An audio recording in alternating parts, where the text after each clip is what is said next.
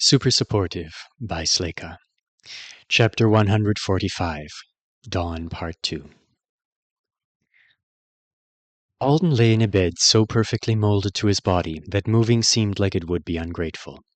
The healer had told him to pick any room he wanted in the hospital, and the one he'd chosen for himself was completely quiet and very dark, except for a nightlight with a friendly pinkish-orange glow.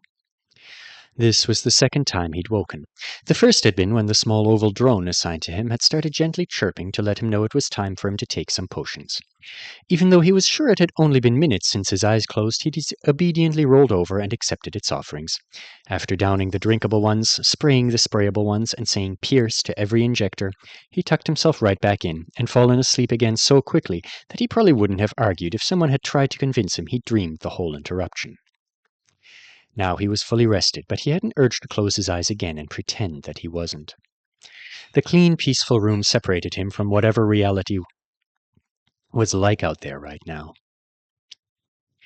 They hadn't sent anyone to poke at him, and nobody had come to deliver bad news. There was no blood here, very little pain, no burdens too heavy to bear. And instead of trying to kill him, the water ran harmlessly from the bathroom tap, like water was supposed to. His only companion was a small snake who'd been upgraded to a square plastic tub with holes poked in the lid. While the brute doctor was bandaging Alden up after his shower last night, he had asked her if they had anything that snakes could live in, and he had gotten this, plus a shallow lid he'd filled with water. The snake was mostly hiding in its bento cave in the corner rather than exploring the larger container. Alden understood. Here in his own hiding spot, there wasn't even a window to expose him to the outside world. A fake one could be created along the wall to his left. He knew because it had been active when he first entered the room, but he'd turned it off with a simple verbal request, and now the wall stood there, solid and comforting with its plainness.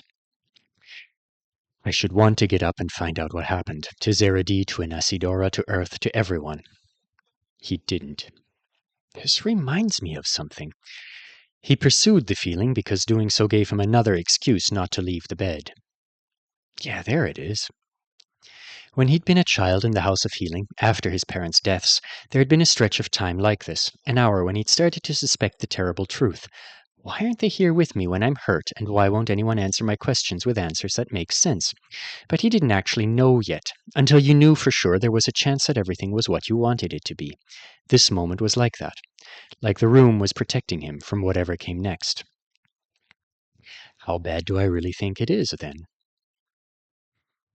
Logically, the world was still out there, moving along. If Earth Evac had gone forward while he slept, he was reasonably sure someone would have woken him. So it was less terrible than that, at least. Maybe it's not even very bad. He didn't believe that. He just had this sick fear in his gut that something he cared about would be broken. Something would have been taken. He had never known of tragedy to leave him out when it came to things like this. Zeradi, I've lost my sense of her. Does that mean... Or something will have gone wrong back in Chicago. Or someone will have noticed my Auriad, a doctor here, Esherdi, a drone I didn't see while I was breaking into that house. After catastrophizing in that vein for a while, the bed didn't feel nearly as comfortable. With a sigh, he rolled out and let his feet, one bare, one squish-booted, hit the cold tile floor. He went about every chore he could find for himself slowly. Taking stock of his injuries occupied several minutes. The left hand had been doused in ointment and recovered with the exact kind of grabby, sucky bandage as before. He'd been told it would need more attention when he woke up. The foot in the squish boot would probably be staying in the squish boot for a couple of days. It was a dynamic gel cast, very similar, in appearance at least, to the one he'd seen Stuart wearing at Leafsong. Neato healing footwear. It held everything in place, and Alden could put weight on it without feeling like he was putting much weight on it. Though that did make walking odd, like he had an appendage that wouldn't give him the right feedback even as he did all of the usual things with it. The shoulder was doing a lot better already, and everything else was just a mess of scrapes and bruises. He'd gotten one look at the side of his face that had been dragged across pavement and rooftop, and he was really glad that they'd covered it with bandaging. He looked like he'd made enemies with a cheese grater. What was the point of letting Rororo rid you of a lifetime's worth of damage if you were just going to beat yourself up like this? Finally, Alden tried to make his first attempt to interact with the world by bringing up his interface. The first thing he noticed was the time. No wonder I feel rested. Discounting the interruption from his little pharmaceutical friend, Alden had slept for 15 hours. His internal clock was hopelessly off now. It felt like it morning, but it was just after 11:30 p.m. on Saturday night. There was a ton of notifications. One of them said communications were back up and running for all avowed. System placed a voice call to Aunt Connie. He was sure she'd want to hear from him, even if the hour was late, and he wanted to know what had happened with her, since she was one of the 2 people with whom he'd chosen to share his early priority for apocalypse salvation. Calls to and from Matadero are limited to authorized individuals. Alden read the words. Oh, well, that kind of makes sense. There was nothing of interest in his opinion for him to tell people about the facility, but the policy for avowed working on Matadero had always been secrecy and silence. Can you at least notify her that I'm alive and not allowed to call her yet? After getting a confirmation that that was possible, he considered his situation. I'm literally in the cube right now. I'm not supposed to be here. B ranks couldn't even join the battle groups that fought here, and almost exactly 24 hours ago, Alden had been nervous about seeing the place from a distance, from a boat, with friends. Upon his arrival, he'd been so relieved to be alive and in the company of competent adults that he hadn't let the location weigh on him. Now that he'd slept an entire day of his life away in the place, and had serious thoughts about establishing this room as his personal hermit hideaway, it seemed kind of silly to be scared of it. He was here, chaos wasn't, so it was just a big-ass building with comfy beds, and surprisingly inattentive medical personnel, considering how long he'd been left to his own devices, unless they'd come to check on him while he slept and he hadn't even noticed. It suited him fine. Even the clothes were all right. The stuff he'd come in with had been confiscated, and probably declared a biohazard since it had been steeped in blood and city soup. In exchange, they'd given him drawstring patient pants with short, wide legs that went easily over the boot, and a gown that tied at the side. The dirty sandals he'd stuffed in his bag earlier were still with him, but he'd rather just walk around on the hospital sock they'd given him for his uninjured foot. No complaints from me if socks with grippy bottoms are the most exciting thing they've got going on here at Matadero. As he swiped the no-calling out notice away, a new thought occurred to him. They're not going to make me get a tattoo before I leave, are they? You had said both of his parents had secrecy contacts about the facility and what happened during the fights, but they actually did work while they were here. Aldem should be exempt. He was only visiting. Visiting a massive hospital you didn't know existed. Man, tiny snake, they're absolutely going to tattoo me before I leave. They might do you, too. The ink is going to clash with your scales. If the existence of the hospital wasn't a tat-worthy secret, then things like the layout of the building probably were. Alden couldn't pinpoint their precise location in the cube, since he hadn't been paying that much attention to the hallways as they transported him from the helipad here. But he could definitely narrow it down to a quadrant. He didn't know where Artonan secrecy ended and human secrecy began when it came to this place, but no involved party was going to be less paranoid about keeping it all hush-hush in the wake of an attack. At least there should be some other people around to get inked with me, right? They had mentioned other patients possibly coming in. The helicopter pilot Alia had donated to the Knights had said she was coming back for more. Guess I'll find out how many neighbors I have when I finally open the door. He stared at it. His stomach gurgled. It is weird that nobody's fed me. Healing treatments generally meant you needed more meals, not less. Is there a cafeteria here or something? He asked his ovoid potion dealer. Do you have food in you, too? The window wall answered him instead of the drone. It brightened, and a map of the nearby area appeared, with arrows directing him towards a butcher's canteen, which was proof humans had had a hand in naming things around here in Alden's opinion. There was even a room service option. That's surprising. He would have assumed the Matadero fighters had something more like a community kitchen. Room service implied a dedicated cook, didn't it? He toyed with the idea of selecting the feature, but on the off chance that room service wasn't just another drone bringing you stuff, he didn't want to inconvenience an actual person who was probably engaged in more important business than carrying a meal to a teenager with 2 usable feet. Or 1 usable foot and a magic cast. Same thing. They've got to be busy with something, or they'd be in here dealing with me. The last thing he had to consider before braving an exit was his Auread. It was currently clinging to a private and uninjured part of his body that nobody should want to examine, stick a bandage on, or inject a potion into. Not his favorite place to wear it. And that tendency it had to move around when he was feeling nervous or wanting to cast spells would be more awkward than comforting in this location. but it was comfortable, hidden, and still easily accessible if he really wanted to access it. The other option he'd come up with was swallowing it. He hoped he never needed to go that far. Finally, he stepped out into the hall and looked around. It was long, white, brightly lit, and empty. The faint surprise Alden felt at the sight of the pristine floor and lines of closed doors identical to his own made him realize he really had been expecting something else. Shouting nurses, screaming patients, something awful. Obviously this is better. No chaos clawing at him, no ocean trying to drown him. Matadero at midnight was a peaceful place. It feels wrong, like it can't possibly be real, but here we are. He decided he would go to find the healer, or whoever else might be awake and know things, and ask about Zeredy. She would be fine, she had to be. He might have just lost targeting on her because she was drugged, or because she was having a serious magic used on her. He didn't want to try retargeting now, because what if it messed up whatever the healer was doing somehow? It didn't seem likely, but it also didn't seem necessary to try it. And after Alden learned for sure that she was fine, he'd offer to help the hospital staff. Maybe they needed a person pickler, or an organ pickler. It would be a way to help that wasn't too difficult. He could just sit somewhere comfortable with something in his lap, watching television or reading a book. While the elevator carried him down a floor to where he was thinking of as the central hub of the hospital complex, he wondered if it would be all right to eat something while you held a wounded person in a hospital ring. It might be unprofessional. Even if it wouldn't hurt the patient, other people might be weird about it. Like, why are you eating a mushroom burger over the body of my dying husband? They should give me a privacy curtain or something. If not, I'll just have to explain, ma'am or sir, your choices are me saving your beloved one with a mushroom burger, or me taking a dinner break and not saving them at all. Then the elevator doors opened, and Alden came face to face not with anyone in need of help, but with even more emptiness. He walked around for several minutes. Sure, people had to be somewhere. The occasional squeak of his own squish boot against the floor was the only sound. There were a few, very few, signs that said other patients might have been here. In the room with the showers that delivered potion sprays, one of the doors was cracked open on a stall he hadn't used himself. And there was a yellow medical cart in the room where they'd given him his boot and bandaged his scratches and scrapes. It hadn't been there when he'd left. I guess there were only 3 staff members here. They could have brought in more doctors, but it's obvious they didn't. Alden adjusted his expectations some more. Zeredy was in critical condition, an alien, and the relatives of a friend of a knight. Sending her to a packed Anesidoran ER that was equipped primarily for humans wouldn't have been great for anyone. That didn't mean Demon Cube Hospital was open for business, or would be open for business. It meant it was open for select cases. Maybe a red halo or two? Me?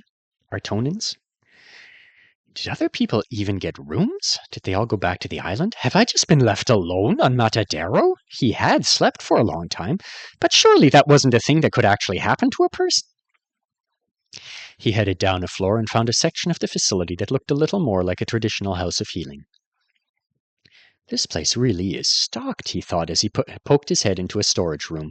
So many supplies were waiting there, completely untouched. Boxes covered in logograms and sealed with wax, stacks of blankets, vials of essential elements from the triplanets and Earth.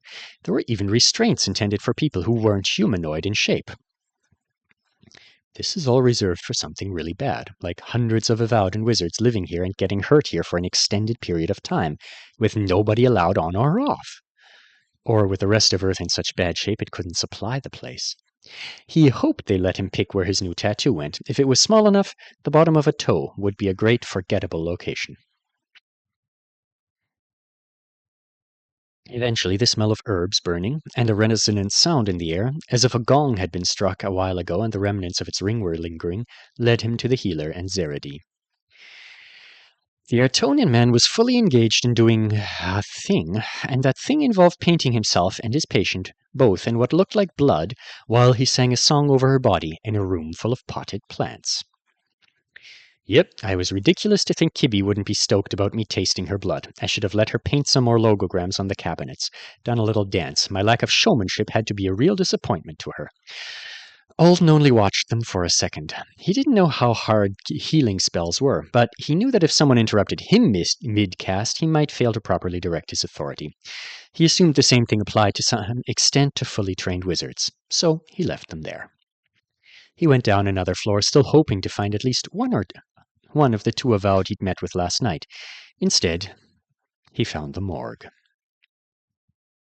It wasn't like Alden would have walked through a door labeled "Morgue" and helped himself to a peek. But as soon as the elevator dinged, there the bodies were, in a place that had clearly been meant to treat the living just like the floors above. They were laid out on gurneys, tabletops, and the floor. Most of them were covered with cloths that glimmered with magic. The dead woman on the table beside the nurse's station was stripped and surrounded by a trio of wizards. "You see what I mean, don't you?" one of them was saying, her voice irritated. "You're giving them all the same nose." "She looks right to me." "If you can't do it, put away your casting tools and call me over, before this happens, or I will tell your affirming school that Dom Trinta gave all the avowed dead his own nose, and I will smoke forever root while they ablate your diploma." Alden started hastily pressing random elevator buttons. Right as the doors were closing, the woman who had been delivering the admonishment turned around. Her brows lifted as she spotted him. "A human?" she said. "I thought the organizer said not to worry about any—" Her words were cut off. Alden leaned against the wall and let out a breath. "How many bodies was that?" "More than 10, less than 20. Are the hallways and rooms down there full? Is that why they're working on them out in the open like that? How many people must be dead?" The morticians, if that's what they were, had obviously been as surprised to see him as he was to see them, so that confirmed they'd already ascertained for himself. Not a lot of humans in the hospital. Not living ones, anyway. That could have been me. Laid out there naked on a table, having his body made presentable for family. Would give Connie and his friends some closure this time, at least. I need to get out of here. The problem with trying to get some distance from the corpses was that Alden only knew of 2 places on Matadero, and one of them was the hospital with the corpses in it. The other was the canteen. Following his memory of the map, he left the hospital by means of a corridor that came to a narrow point, just wide enough for a single person to pass before it broadened into a less claustrophobic hall that connected to the bottom level of Matadero's residential section. The place looked like a hotel lobby, if the hotel had given its design budget to someone who thought grey was a bold color. He paused on his way through to watch a video montage that had been left playing on the screen in one of the seating areas. From the looks of it, everyone in the battle group that was currently supposed to be in residence here was engaged in an ongoing prank war involving a 100-kilo sack of rice. Alden watched as a vocal brute named Ramona Sahu distracted someone he vaguely recognized as an up-and-coming hero from Miami with a voice throw before she smashed him from behind with the rice bag. There were about a dozen famous and semi-famous people laughing their asses off in the background while the victim groaned and started to clean up all the spilled grains. As the montage switched over to a scene with Ramona walking through a booby-trapped doorway and catching rice in the face, Alden shook his head. The most powerful adults in the world are big dorks. He wondered if they'd all left to help the island. It made sense that if it was okay for the knights to go out now, then it would be fine for the others to go too. He reached another elevator and took it down. When he stepped off, he found himself in a cafeteria that looked like it had been designed by the same person responsible for the lobby above. There was a kitchen, partly visible through a cutout wall, at the other end of the room. Before Alden had made it there 3 steps, a man wearing an apron over a t-shirt and boxers ran out to greet him. "Hey, I'm not the only one whose crisis wardrobe needs some work." The guy had on bedroom slippers. "English?" he asked, and before Alden could confirm, he was being peppered with questions. "Are more people coming? How many? Do they want supper, breakfast, something else? Is it mostly Artonans, or are there humans with you? Is the island still there? Is everyone all right? Where—" "I'm 16, and I've been asleep for the past 15 hours. That seemed like the most succinct way to convey his cluelessness. "I'm Alden. I'm a patient in the hospital section." "There's a hospital here?" Alden nodded. "Am I supposed to be feeding patients?" "There are only 2 patients that I know of for sure," said Alden. "One of them is me, the other one is being healed, so just me." He was glad he hadn't tried to order room service. This person would have been pretty confused to get a meal request from a hospital he hadn't even known was right next door. The man sighed. "I'm Kabir." "Lute's chef." Kabir looked surprised. "Sorry, I know you don't work for Lute, but Lute's mentioned you. I'm his roommate." "Is he—" "I don't know," Alden said. "I'm sure he's fine. He was on campus when everything went wrong. It had been one of the best places to hear." "I've been here since everything went wrong. Cooking. Gale course. Melanie Carrison, I should say, brought me in. Haven't even left the cafeteria. Nobody's come. Nobody! I was starting to think I was the only person here. On Matadero!" He laughed a little nervously. "That would be crazy. But here you are. Human. Hospital patient. Lute's friend. I'll feed you." In the kitchen, food covered every inch of the place: paella, pastries, pre-packaged pudding cups. Alden opened a huge fridge just to see how far the madness went and found 100 individually wrapped sandwiches stacked wall to wall on one of the shelves.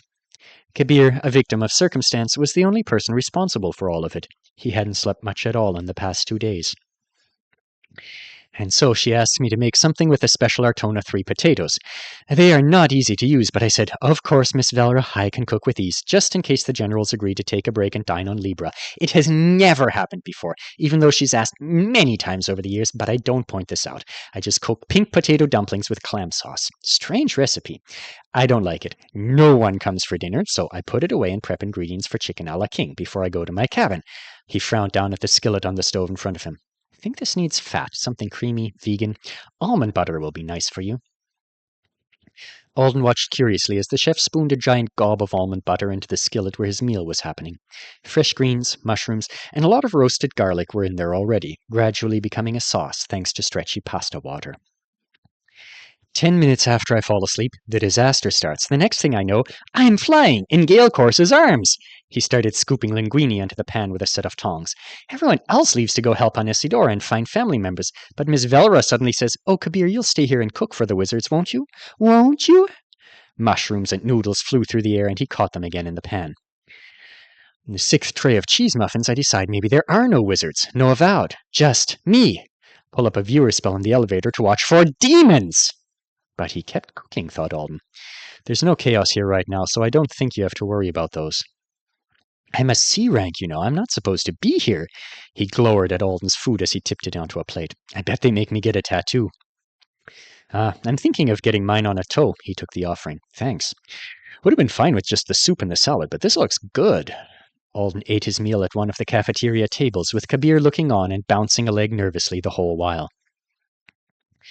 I've only seen 4 wizards since I left my room, Alden told him between scarfing down bites, so you might want to take a break from cooking. The place seems pretty abandoned, and it's after midnight. I know at the time that the time kind of doesn't matter under the circumstances, but you should sleep. He started slurping on his bowl of miso soup. I think the idea was that Artonans would be coming here, Kabir said. That was what it sounded like, Miss Valera thought, but she was giving me instructions while she was bestowing word chains on everyone. She was working so hard, she was sweating. It was very confusing. We could ask the morticians, I guess, said Alden. The chef nodded, then he looked up, eyes going round her. The what? Kabir was reluctant to leave the area he'd been assigned to. It's Matadero. We can't just explore, he protested when Alden suggested they might as well go to the hospital together to find him a bedroom and some pants. But I've already been that way, Alden explained. There's really nothing you're going to get in trouble for seeing, as far as I can tell. The man shook his head. I'm just going to stay here. I'll make coffee cake. Goes with Wevy, doesn't it? So Alden ended up alone once more, carrying a box of food he hoped Zeradine might get to eat. When he found the healer still in full mystical mode, he debated his options and chose to fetch his messenger bag from his room before coming back down. He positioned a chair at the end of the hall in a spot where he wouldn't interrupt the healing process, but also where he couldn't possibly miss the Artonan's emergence. He decided not to go offer the mortician's supper. He really didn't want to find out all the details about their work or accidentally present himself as a volunteer to help them with it. He'd had enough of bodies for one weekend. How many are down there? Are more still coming? He shoved the questions away as well as he could. Right now, Alden had no instructions to follow and no knowledge of what he should be doing other than keeping himself and a snake alive. He was in a hospital, technically waiting for further treatment. He suspected he'd fallen into some kind of cross-species organizational blind spot. The Artonan had insisted Alden was his patient, so if the human doctor and healer were still around, they hadn't put him on their to-do list. So he's my guy. His left hand was worrying him more than the other injuries, not because it was worse per se, but because he wanted it healed better than everything else. All I can do is ask him about it, and until then... He guessed it was all right to do what he wanted. And what he wanted, he realized after just a minute's consideration, was to do his homework. An essay on whether or not humans should accommodate unpleasant social customs when encountering other peoples, from Intro to Other Worlds, recording himself trying some difficult pronunciations for his conversation class, analyzing the footage from his team's obstacle course wins. He wanted to do it, calmly with attention to detail, the way you did homework when nothing was wrong in your life except for having a long, lonely stretch of time on your hands. So he did, just like it was a dull Saturday night, like classes would start back on Monday, like homework mattered.